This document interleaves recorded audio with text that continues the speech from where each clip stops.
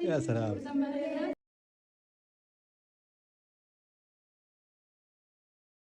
حتى يعرفون عدد نبضات القلب والضغط إذا هو كويس ولا لا.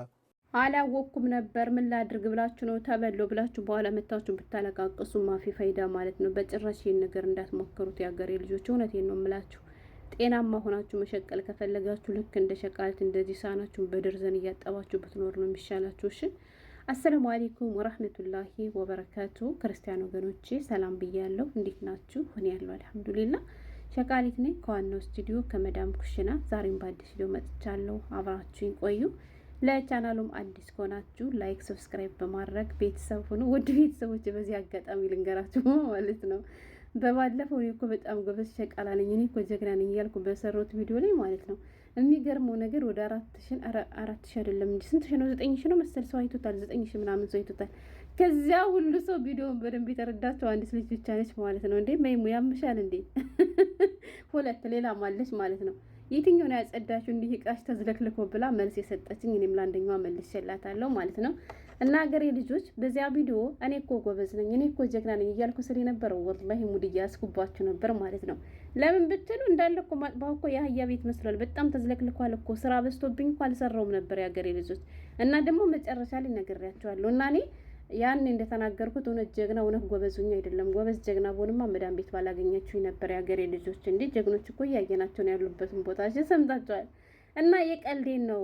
በኋላ ላይ ተናግሬያለሁ። ስራ በዝቶብኝ ለጓደኞቿ ምግብ ሰሪ ተብዬ ምናምን ሆብዝ እየጋገርኩ እኮ ብያቸዋለሁ። እናማ እውነት መስሏችሁ ራሽን አታካብጂ፣ በእስልምና እንደዚህ አይፈቀድም ብላችሁ በመልካም የመከራችሁ የኔ ውዴቶች በጣም ይቅርታ አፉ በሉኝ። እሺ እኔ ግን እንደዚህ የሚካበድ አልመሰለኝም ነበር። ደግሞም ስታዩት ኧረ እባክሽ እኮ አንቺ ጽዱ እንዲህ ማጥፋሽ የአህያ ቤት መስሎ ነው እንዲህ እኔ ጎበዝ ነኝ እያልሽ የምትጎሪ ብላችሁ የምትጽፉ ነበር የመሰለኝ እንጂ እንደዚህ የምትሉ አልመሰለኝም። እና አንዳንዴ ቪዲዮን በደንብ እዩ። ሌላኛው ደግሞ ቪዲዮ እስከ መጨረሻ ሳታዩባት ኮምቱ ደስ ይለኛል የሀገሬ ልጆች። እና ዛሬ የመጣሁበትን ልንገራችሁ። በነገራችን ላይ እንደዚህ ያለ ስራ ሰላም አለ የሀገሬ ልጆች። ስቀልዳችሁ ነው ወላይ። እንደዚህ ያለ ስራ ሰላም አለው። ሳህኔን እየደረደርኩ በደርዘን እያጠብኩ ፍንጃሌን ፌርሙሴን እያጠብኩ መኖር ለእኔ ሰላም አለው። ለምንድን ነው ልላችሁ የቻልኩት? ከአሁን በፊትም ሌላ ስራ ሰርቼ ስለነበር ሳውዲ አረቢያ ላይ ማለት ነው።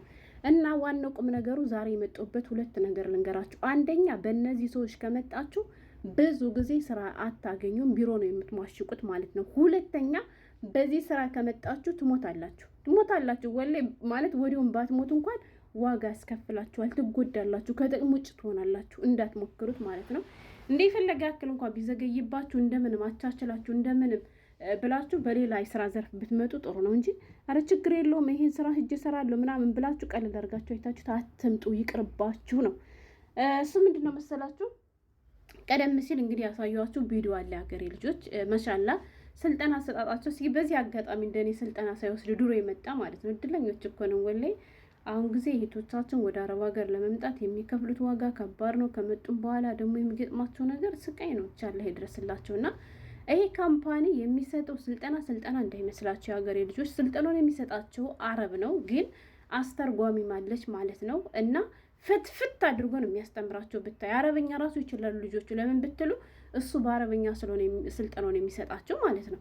አይታችሁ ከሆነ ሲወሲ ብቻ አስተምረው ዝም ብለው በቃ የሲወሲ ስልጠና እንዲሰጡ ፍቃድ የተሰጣቸው ሰዎች አይታችኋቸው ከሆነ ሀታ ስልጠና ሳይሰጧቸው ወላይ ቆራጣ ወረቀት ብቻ ሰጥተው ይሄው ተፈተናለች፣ ይሄው አልፋለች፣ ሲወሲ ወስዳለች ይላሉ ብለው ይላሉ አዲሶቹን ማለት ነው። ግን ካምፓኒዎች ለራሳቸው ጥቅም እንደሆነ ጠንቅቀው ስለሚያውቁ ጥንቅቅ አድርገው ነው ትምህርቱን የሚሰጧቸው ማለት ነው። እና ለምሳሌ አይታችሁ ከሆነ ህፃናቶችን እንዴት ሲያለቅሱባቸው ማባባል እንዳለባቸው፣ ወተት እንዴት እንደሚበጠበጥ፣ ፓምፐርስ እንዴት መቀየር እንዳለባቸው፣ ሻወር እንዴት ነው የሚወሰዱ ከስር ከመሰረቷ ሁሏንም ነገር አሳዩቸው ማለት ነው። እሺ ችግር የለውም። በህፃናት ዙሪያ ተስማምታችሁ ብትመጡ ብዙም አይከብድም ማለት ነው። ስራው ይከብዳል፣ ግን በዚህኛው ከምትመጡት በህፃናት ብትመጡ ይሻላችኋል። እውነቴን ነው የምላችሁ።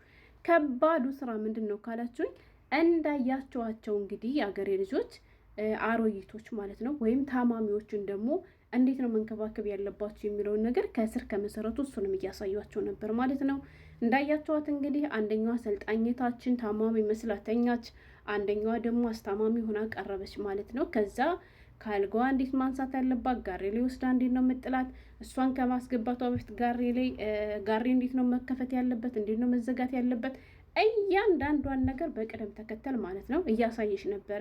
ጋሪ ላይ ወስዳ ካስቀመጠቻት በኋላ ጋሪው እንዴት ነው የሚዘጋው፣ ጋሪው እንዴት ነው የሚገፈው የሚለውን ነገር ሁሉ ትንትና አድርጋ እያሳየሽ ነበር ማለት ነው። ከዛም አልፎ ደግሞ እንግዲህ ደም ግፊት ያለባቸው ስኳር ያለባቸውንም ሰዎች ሰራተኞቹ ልክ እንደ ነርሶች ማለት ነው ሁሉንም ነገር አሟልተው ደማቸውን መለካት እንዳለባቸው ወይንም ደግሞ እንዴት መለካት እንደሚቻል እያሳዩቸው ነበር ማለት ነው። አሁን ላይ ስልጠና ላይ ችግር የለውም። የሀገሬ ልጆች ቀላል ስለሚመስላችሁ ቀለል አድርጋችሁ ልትማሩ ትችላላችሁ። ግን ወላሂ እናንተ እንደምታስቡት ቀላል አይደለም እና እንደው ብትችሉ እንደፈለገ ያክል ነው ችግር ውስጥ እንኳን ብትሆኑ አሮጊቶችንና ታማሚዎችን በመንከባከብ ዙሪያ ተስማምታችሁ ባትመጡ ደስ ይለኛል የሀገሬ ልጆች። ከዚህ አመት ውስጥ ማለት ነው በፊት እኛ ኢትዮጵያ ልጅ ታውቃላችሁ አህዮች እኮ ነን፣ ግን ለስራ ወላሂ ደከመን ሰለቸናል። ኧረ እኔ ከባራን እኛ ሀበሾች ማለት ነው 4 አመት ሙሉ የኛ ሀገር ልጅ ነበር ያገለገለች ማለት ነው። ግን በጣም ታሳዝናለች ብትዋል።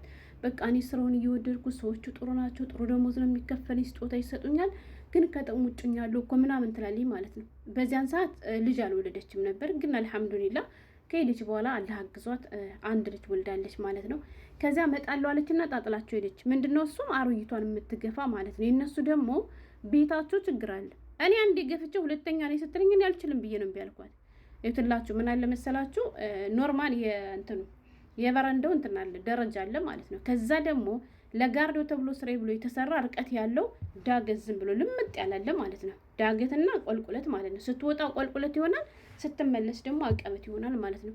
እና ስትወጣ ሂዳ ባፏ ድፍት ተሽከርክራ ወይም በኃይል በፍጥነት ዳ እንዳትወርቅባት ኃይሏን ተቆጣጥራ ያንን ቆልቁለት ይዛ ትወርዳለች ማለት ነው። የሀገሬ ልጆች በዚያን ሰዓት ልቧና ወገቧ ምን ያክል እንደሚጎዳ አስቡት በሉ።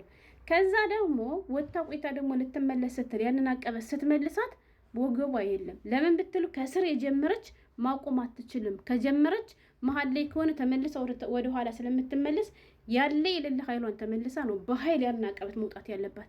ያንን ካደረገች ከደረጃው ከደረሰች በኋላ ከወጣች በኋላ መንቀሳቀስ አትችልም ልጅቷ። ለምን ወገቧ ይጎዳል። ሴትዋ በጣም ወፍራም ነች የሀገሬ ልጆች። እኔም ስለሞከርኩት ነው የምነግራችሁ። ገባችሁ? እና እንደው ብትችሉ የሀገሬ ልጆች አሁን እንዳያችኋት ታማሚዋ ልጅ ጤነኛ ነች፣ ወጣት ነች። ያኔ አስታማሚዋን ስታ ባትጥላትም ያው እሷ ታግዛታለች ጉልበት ስላላት ማለት ነው። እንደዚህ ስልጠናው ላይ እንዳያችሁ ቀላል መስሏችሁ አረ ችግር የለም ይሄን ስራ ማሰራዋለሁ ብላችሁ አስታማሚና አሮጊትን በመንከባከብ ስራ ተስማምታችሁ እንዳትመጡ ይቅርባችሁ ሀገሬ ልጆች። እውነቴን ነው የምላችሁ። ያልወለድሽ ከሆነሽ ተመልሰሽ ሄደሽ ከሀገርሽ መውለድ አትችይም፣ ተበድሰሻል ማለት ነው። የወለድሽ ከሆነሽም ደግሞ ያን የወለድሽበት ወገብሽ ከሁለት ከሶስት ነው ደጋግሞ የሚከፋፈለው እና እንደው ብትችሉ እንደምንም ብላችሁ ህፃናቶቹ ችግር የለም ስላቸው ይሄም ቀላል ሆኖ አይደለም። ግን አሮጊቶችን ከመያዝ ህፃናቶች ይሻላቸዋል፣ በጸባዩም ዙሪያም ሆነ በስራውም ዙሪያ ሆነ ማለት ነው። ሌላኛው የሀገሬ ልጆች መናገር የምፈልገው ነገር እንደው እንዳትሸወዱ፣ ካምፓኒ በሚባለው እንዳትመጡ። እሺ ካምፓኒ በሚባለው እንዳትመጡ። ለምን ካላችሁ ካምፓኒዎች እንደዚህ ትንትን አድርገው ስልጠና የሚሰጡ ለምን እንደታውቃላችሁ? አሁን ለምሳሌ አንድ ኮንትራት ሰራተኛ የምትሸጠው 1000 ሪያል ነው አይደለ? እነሱ ግን ያችን ሰራተኛቸውን ሽጠው ከተሸጠችበት ግማሹ ብር ለእነሱ ገቢ ስለሚሆን በውድ ነው የሚሸጡ። ለምሳሌ በ2000 ብር ማለት ነው 2000 ሪያል ይሸጣሉ እነዚያ ልጆች። ለእነሱ የሚደርሳቸው ግን 1000 ሪያል ነው ማለት ነው። 1000 ሪያሉ ለካምፓኒው ነው ገቢ የሚሆነው። አንድ ያች መዳም በውድ ነው የገዛዋት ብላ ታሽከረክራችኋለች ማለት ነው። እረፍት አትሰጣችሁ። ይሄ ያለ ነገር ነው። ብዙ እህቶችም ሲናገሩ እንሰማለን። በቃ በውድ ነው የከፈልኳት ትልና ሲጀመር ቋሚ ሰራተኛ የሚፈልግ ሰው የካምፓኒ ሰራተኛ አይወስድም። ገባችሁ? ለ1 ወር ለ2 ወር ለ3 ወር ይወስዷቸዋል፣ ይመልሷቸዋል። ከመጣችሁ በኋላ ደግሞ ቢሮ ላይ በውድ ካልሆነ እነሱ መሸጥ ስለማይፈልጉ ያለ ስራ ከዚያችሁ ቢሮ ውስጥ ተበሰብሳላችሁ ማለት ነው። ገና ስልጠናው ሲያዩት ጥሩ ነው ጥሩ አድርገው ነው የሚያሰለጥኑ ብላችሁ በካምፓኒ አትምጡ። እሺ ስልጠናውን በሌላ ወስዳችሁ በራሳችሁ በኮንትራት ነው መምጣት ያለባችሁ እንጂ በደላሎች ነው እንጂ በኤምባሲዎች ነው እንጂ በካምፓኒ እንዳትጀምሩት። በካምፓኒ የመጡ እህቶች በጣም ብዙ እህቶች የሚያለቅሳሉ ነው የማውቃቸው ማለት ነው። ለራሳቸው ጥቅም ስለሚሉ በርካሽ አይሸጧቸውም። ግን እኮ በ1000 ብር ኮንትራት ምናምን ቢያስገባቸው ችግር የለውም። እነሱ ደግሞ ያንን ማድረግ አይፈልጉም። ለምን ኮንትራት ከገቡ 1000 ብር እነሱን ከሸጡ ለእነሱ ምን ይደርሳቸዋል? ስለዚህ ከመምጣታችሁ በፊት አስቡበት።